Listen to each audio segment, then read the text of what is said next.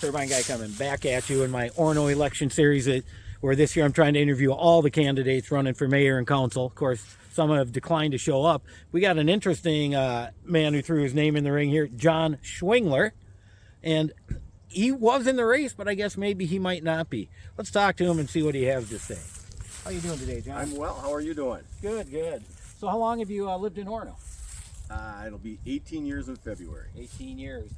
So what do you think's the best part of Orono? Best part of living out here? Well, I love the community. I mean, I've been active since I've been here. I grew up in Mound, and so went to Mound High School, and we, you know, that's back in the day when Mound beat Orono in football. I was there. It hasn't happened since 1983.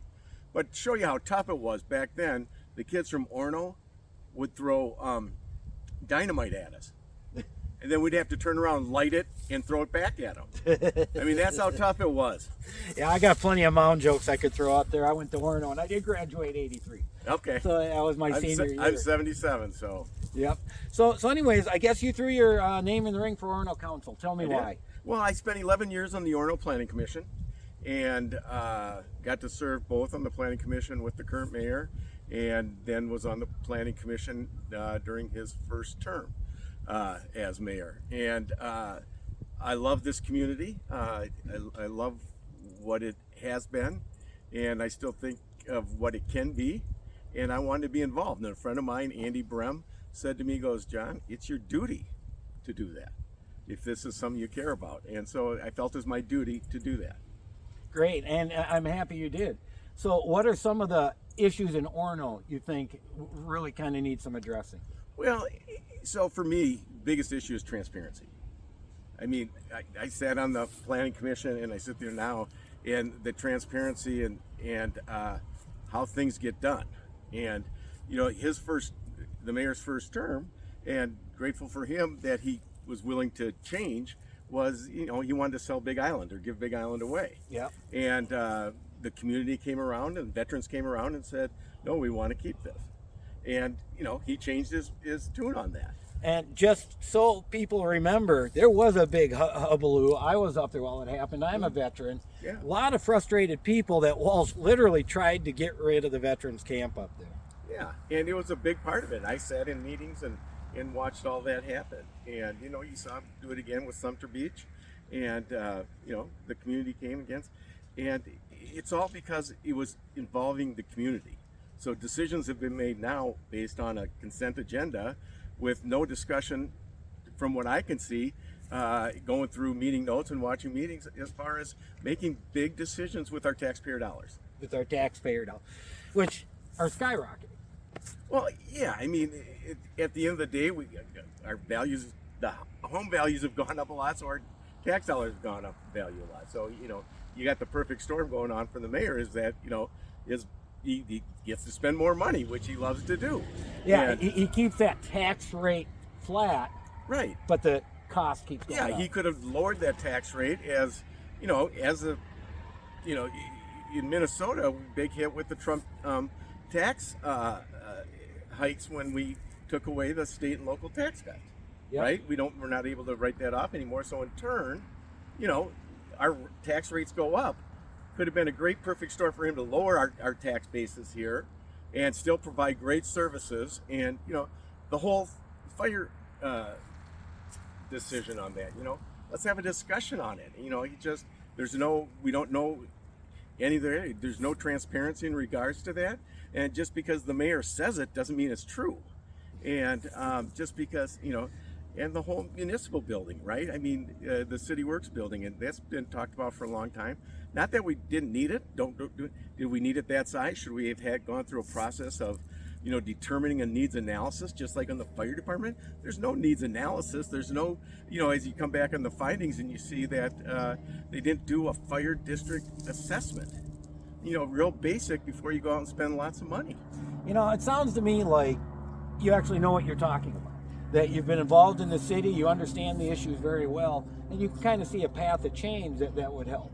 I think path of change, and I think Bob Thunheim has proven his leadership as head of the school board in 16 years serving on the school board. I had the privilege of being on a capital campaign with him at Trinity Lutheran Church, and he and his wife Kathy chaired that. And the guy's a giver, and he is transparent, and he's open. And whether people like things that he made, decisions that he did as school board chair, he had to make tough decisions at a tough time that no one knew a lot of things about. And he did a great job, and he'll be transparent. He'll be, integrity.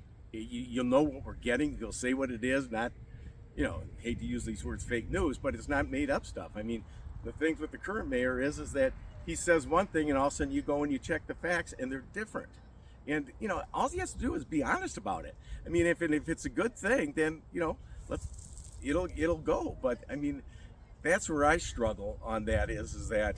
You can see things on the fire department, Long Lake said this, and you go back to their meeting notes and you can see that, and here's Councilman Divick saying, just the opposite right there. I mean, you got proof on that, and then the mayor doubles down. And so, I've got a good friend of mine who's a strategist in DC, and he's very active on the Republican side and working a lot of, senatorial campaigns and that. And he said, and he follows this now because I'm sure he enjoys it. And he goes, he's operating out of fear. He is completely in fear when they're doubling down.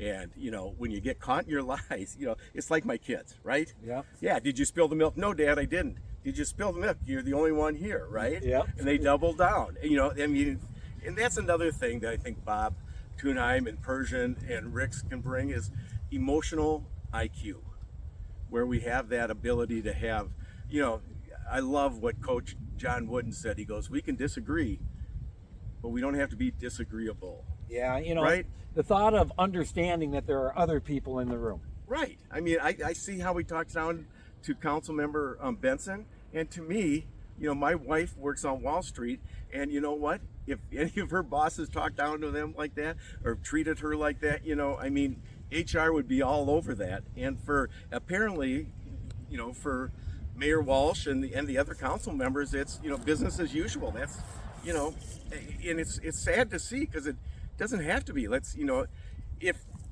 we all agreed on everything, then what, no one would be needed, just one person. Yeah, there you go. Yeah, no, I completely agree. So you did put your name in to run, but from what I understood, you've chosen to kind of withdraw from the race, even though your name is still going to be on the ballot. Yeah, and you're supporting other people. Yeah, and I put my name on the ballot, and we had some personal health issues come up, and so had to withdraw, but the name was already on the ballot, and with early balloting, it had to be withdrawn at a certain time. So I would encourage people to go out and vote for Bob Thunheim, Steve Persian, and Jackie Ricks. I mean, I think that'd be a great slate for change in Orono. From someone who obviously sounds like understands what's going on. All right, well, this has been a great interview. I've learned a lot myself. Hopefully you have too. Turbine Guy, signing off with Jon Schwingler. Go Orono Spartans. Beat the Mound Mohawks today. There you go.